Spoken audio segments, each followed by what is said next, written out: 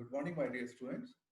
Myself, Dr. Avnish Sharma, Associate Professor in Chemistry, MLB Government College, Bhilwara. हम लोग BSc part third का जो kinetics का भाग है उसको पढ़ रहे थे, केमिकल काइनेटिक्स या रासायनिक बल गतिकी। और इसमें हम rate of the reaction, factors affecting the rate of the reaction, इन सबको जान चुके थे। हम जो पढ़ रहे थे वो था जो प्रायोगिक विधियां हैं, प्रैक्टिकल मेथड्स हैं केमिकल काइनेटिक्स को पढ़ने के लिए, किसी भी रिएक्शन को पढ़ने के लिए, ठीक है। और उसमें हम एक पहला मेथड है वो पढ़ चुके थे, चालकता मापी का जो मेथड था कंडक्टिविटी मीटर से। तो उसमें हमने किया ये था कि जो हमें जो भी इंटीग्रेशन इक्वेशंस प्राप्त हुई फर्स्ट ऑर्डर की, जीरो ऑर्डर की या सेकेंड ऑर्डर की, उन सभी में हमें दो तीन चीजें हैं जो जानना ज्ञात होनी चाहिए। पहली चीज टाइम, जिस टाइम पे वो रिएक्शन की कंसंट्रेशन ले रहे हैं। दूसरी चीज initial concentration of the reactant, जो हमें डिसाइड करते हैं। तीसरी चीज एक्स की वैल्यू, कि किसी पर्टिकुलर टाइम टी पे कितने mole of the reactant product में बदल चुके हैं। और क्योंकि ए और एक्स पता चल जाएगा तो ए माइनस एक्स। तो हमने चालकता मापी जो मेथड था उसमें किया ये था कि जो इनिशियल कंसंट्रेशन है या फिर जो एक्स की वैल्यू है या ए माइनस एक्स है, उसको हमने रिलेट कर दिया था कंडक्टिविटी के साथ। तो जब हम चालकता मापी से चालकता नापते हैं तो वो चालकता बता देती है कि भाई इनिशियल कंसंट्रेशन ये थी, एक्स की वैल्यू ये थी। तो जो हमने इंटीग्रेशन फॉर्मूला निकाला था उसमें हम उस कंसंट्रेशन टर्म की जगह चालकता को रख देते हैं और फिर देखते हैं कि कांस्टेंट अगर आता है के की वैल्यू तो वही पर्टिकुलर वो ऑर्डर ऑफ द रिएक्शन। ये तरीका था। आज हम दूसरा मेथड पढ़ेंगे, ठीक है। मैं आपके साथ शेयर कर देता हूँ, जस्ट अ मिनट। ओके, तो ये हम पढ़ रहे थे K1 is equal to 2.303 upon T log, ये हमने वैल्यू रख दिया था C0 minus C alpha. Infinite पे कंडक्टिविटी जब रिएक्शन कंप्लीट हो जाएगी, और C0 इनिशियल जो कंडक्टिविटी है वो है, ठीक है। इस तरह CT टाइम T पर कंडक्टिविटी हो गया, C अल्फा जब कंप्लीट हो जाए रिएक्शन में, ये ले लिया। इनके बीच हमने ग्राफ खींचा, किसके बीच, log C0 minus C alpha और समय के बाद ग्राफ खींचा तो उसको जो ढाल आता है वो एक सीधी रेखा में प्राप्त होता है, वो हमें दे देता है के की वैल्यू k पर 2.303, k अपॉन 2.303 ढाल आ जाता है, ठीक है। तो इससे के की वैल्यू हम निकाल सकते हैं। तो ये एक इंपॉर्टेंट चीज इसमें थी जो मैं लास्ट क्लास में आपको नहीं बता पाया था, कि इस विधि में अभिकारकों की सांद्रता का कहीं भी उपयोग नहीं हो रहा है, सीधे किसका उपयोग हो रहा है, कंडक्टिविटी का, चालकता का। आज हम पढ़ेंगे दूसरा मेथड। दूसरा मेथड है वो एक प्रकाशिक विधि है, ठीक है। प्रकाशिक विधि है। प्रकाशिक विधि में यहाँ दो तरीके की है, एक तो है जो हम अभी पढ़ेंगे, एक हम अगली क्लास में पढ़ेंगे। तो जो पहली विधि है वो ध्रुवण मापी विधि या पोलरीमेट्री मेथड। इस विधि के लिए कंडीशन ये है कि यह विधि तभी उपयोग में आएगी जबकि जो अभिकारक है वो फोटो एक्टिव हो, प्रकाशिक रूप से सक्रिय हो। अब प्रकाशिक रूप से सक्रिय कब होगा कोई भी कंपाउंड, वो तब होगा जबकि कोई पोलर लाइट आ रही है, ध्रुवित प्रकाश है, उसका जो प्लेन है उसको ये जो अभिकारक है या उत्पाद है वो उस प्रकाश को दाएं या बाएं घुमा दे, लेफ्ट और राइट घुमा दे, तो वो कहलाता है प्रकाशिक रूप से सक्रिय, ठीक है। और ये जो गुण है ये कहलाता है प्रकाशिक सक्रियता।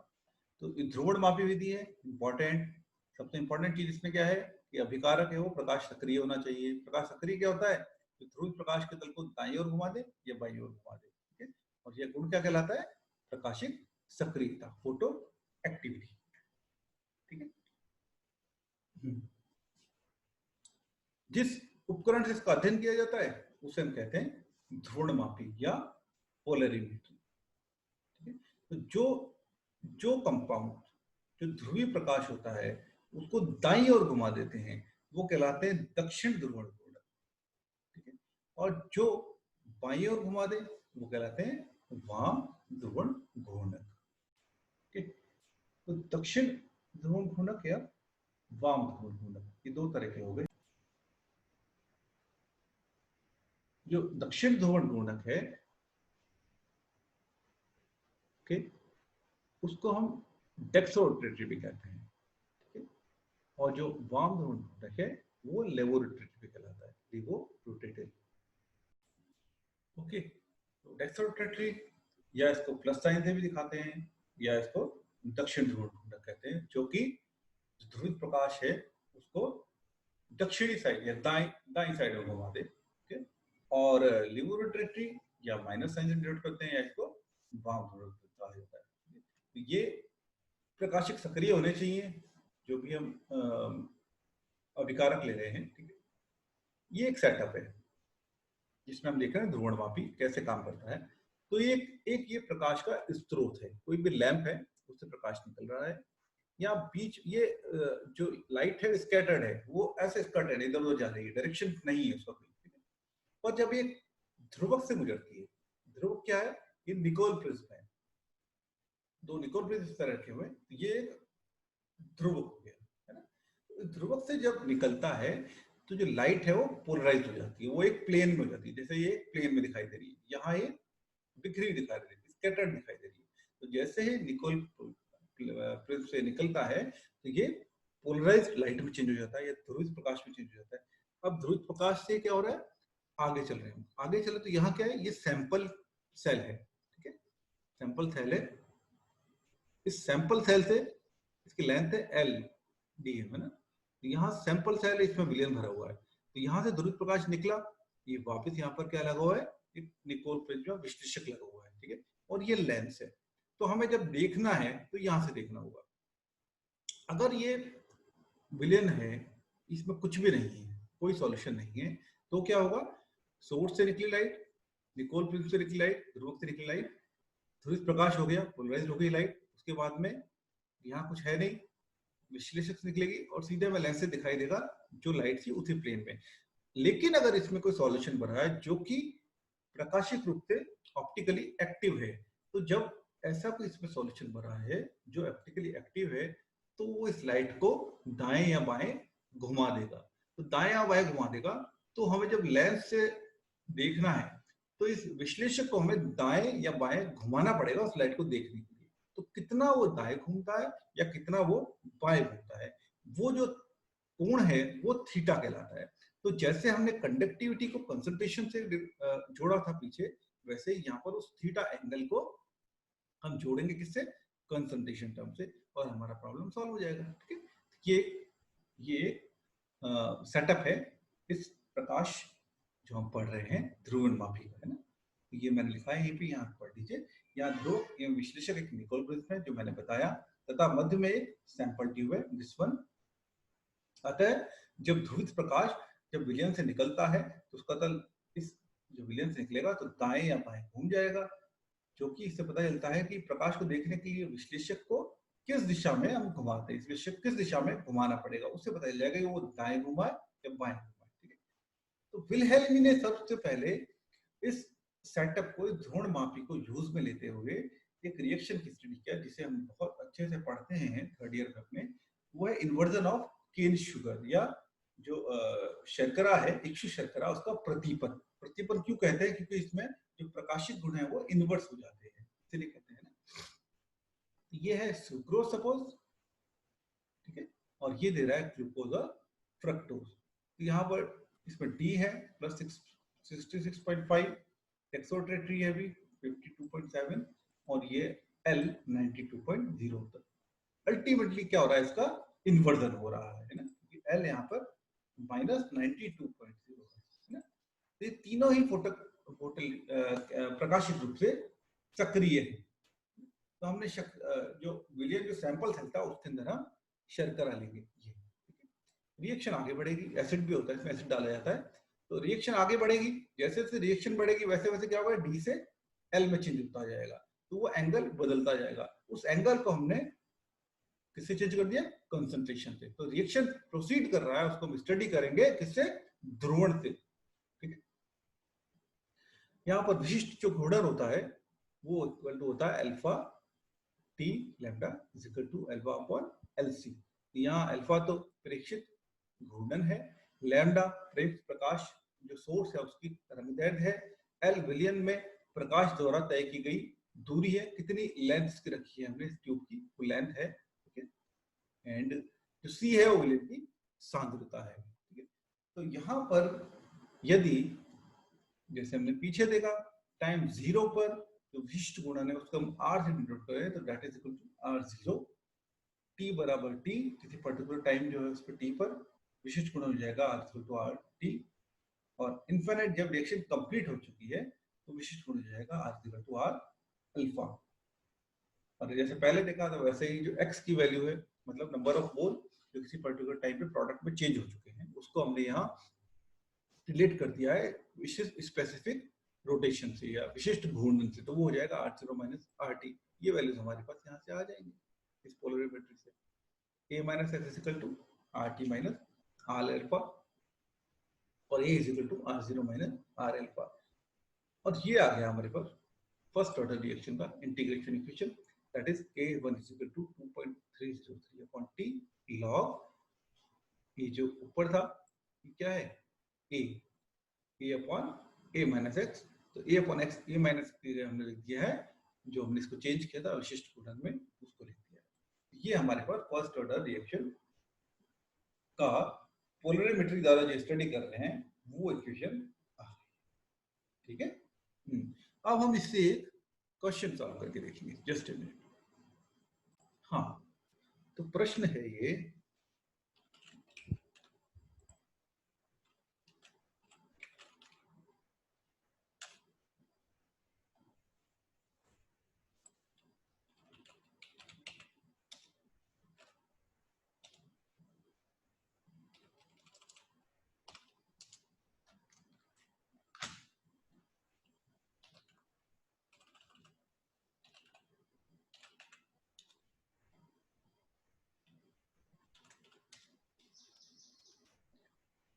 जीरो पॉइंट सिक्स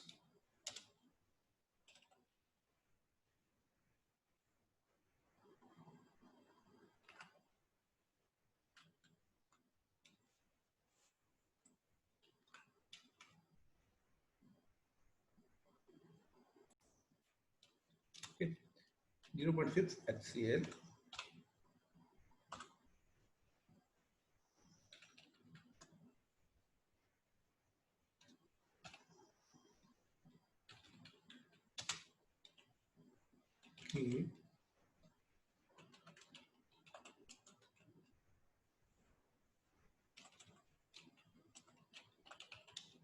सुक्रोज के घूर्णन कोण ये हमें दिए जाएंगे, ठीक है। तो अगर घूर्णन कोण को हम टेबल फॉर्म में लिख लें,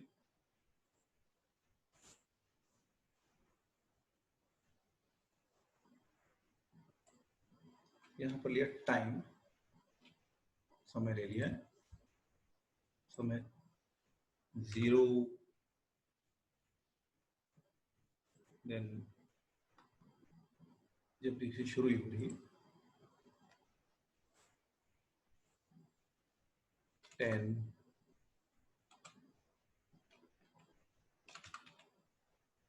20, 40 एंड यहाँ पर आ जाएगा इनफिनिट जबकि रिएक्शन कंप्लीट हो चुकी है। सपोज ये तो मिनट्स का टाइम है 0, 10, 20, 40 इनफिनिट, और थीटा जो एंगल है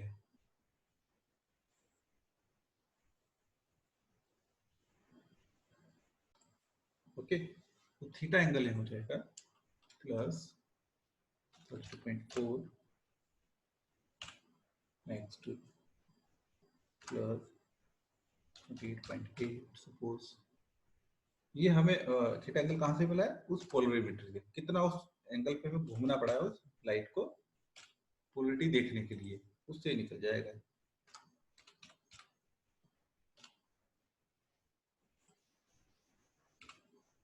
कंटिन्यूटी चेंज हो गया एल में, टी टू एल कन्वर्जन हो गया है, इन्वर्जन शुगर हो गया सर, ठीक है। अब ये सवाल है हमारे पास, और सवाल क्या है इससे, ये डाटा हमें दिया गया है और इस डाटा से हमें निकालना है ओटी। ये आ जाएगा एग्जाम में इस तरह। अब बताइए आप, ठीक है, कोटी निकालनी है। अब क्या करेंगे कोटी निकालने के लिए? हमारे पास फॉर्मूला ऊपर दिया हुआ है, ठीक है। थीटा की जगह आर मान लीजिए, वही है, सेम ही चीजें। और उससे फिर निकालना पड़ेगा हमें। के इक्वल टू हो गया 2.303 log R zero minus R alpha upon R T minus R alpha. तो थीटा और आर सेम चीज मान लीजिए। इससे जब हम निकालेंगे तो ये हो जाएगा टाइम, टाइम बाद निकालें हम, टू सपोज 10 मिनट, ठीक है। इसमें जो के की वैल्यू होगी वो हो जाएगी दैट इज इक्वल्स टू, यहाँ से ले लेंगे हम,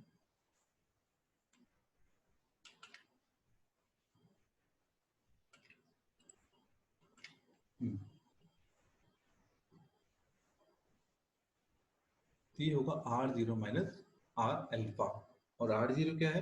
इनिशियल जो है, और इनिशियल क्या है यहाँ पर? प्लस 32.4। और अल्फा क्या है? माइनस 11.1। तो हम ऐसे देख लें अगर, log R zero minus alpha, इसकी वैल्यू क्या होगी तो पहले से निकाल लें। तो ऊपर टेबल से अगर निकालें हम, ये हो जाएगा प्लस 32.4 माइनस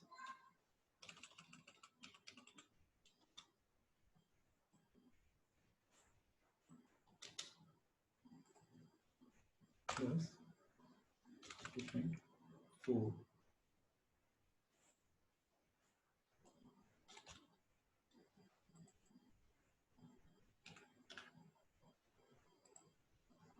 माइनस 11.1।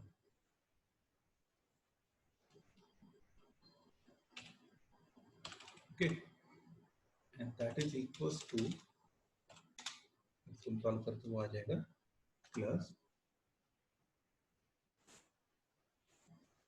42.5। ओके, तो ये आ गया हमारे पास R zero minus R infinite. Okay, दूसरी चीज नीचे क्या है? R T minus R alpha, ठीक है। R T minus R alpha, इसको भी निकाल लें तो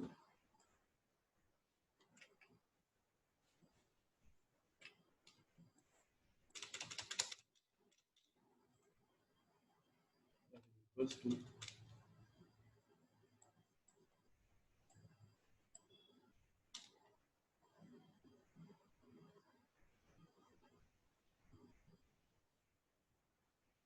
ये क्या हो जाएगा?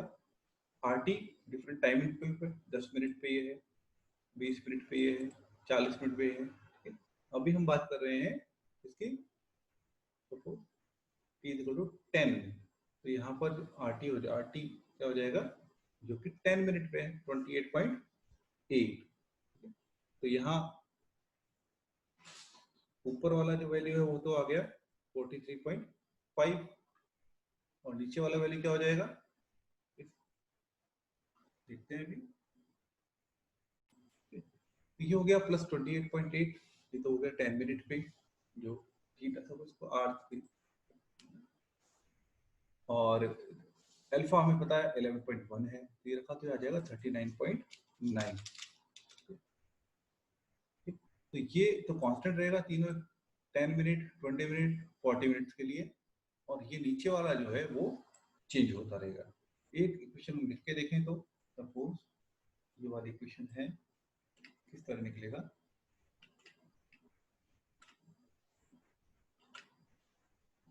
यहाँ पर इसकी जगह हम लिख देंगे दिस वन,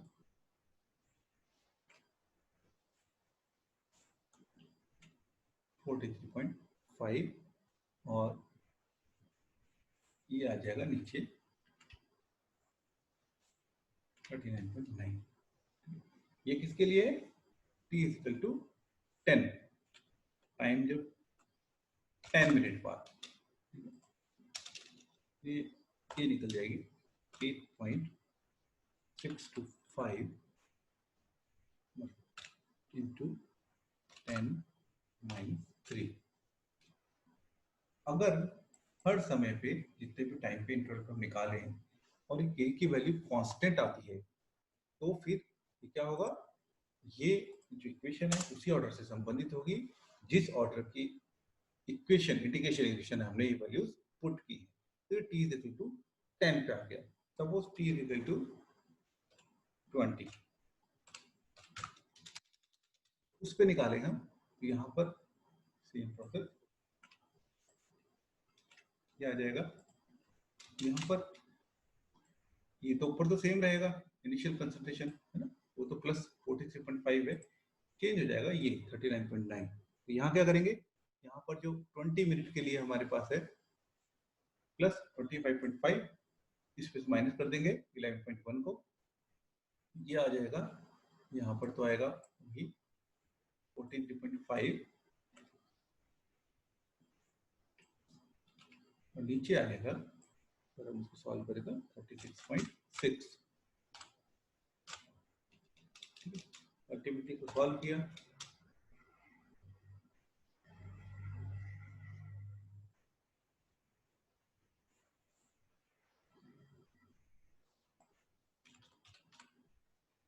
सॉल्व हम करते हैं, ये आता है 8.625 इंटू 10⁻3, जो कि सेम है जैसे कि हमारे पास 10 मिनट पे आया था।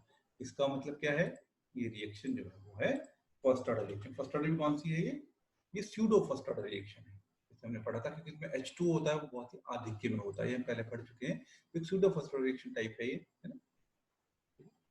ये एक मेथड था पोलैरिटी का, जिससे कि ध्रुवण मापी की मदद से हमने एक रिएक्शन को स्टडी किया। इस तरह के रिएक्शन में जो कंसंट्रेशन टर्म्स है उनको हमने चेंज कर दिया उसकी पोलैरिटी, ध्रुवणता से, है ना। ये हमने पढ़ा। और अगर इसको हम बात करें, या कंफ्यूज होने की जरूरत नहीं है, थीटा को सब, ये एक विधि थी। अब नेक्स्ट मेथड हम अगली क्लास में पढ़ेंगे, वो मेथड है स्पेक्ट्रोफोटोमेट्रिक मेथड, स्पेक्ट्रोफोटोमेट्रिक विधि, ठीक है।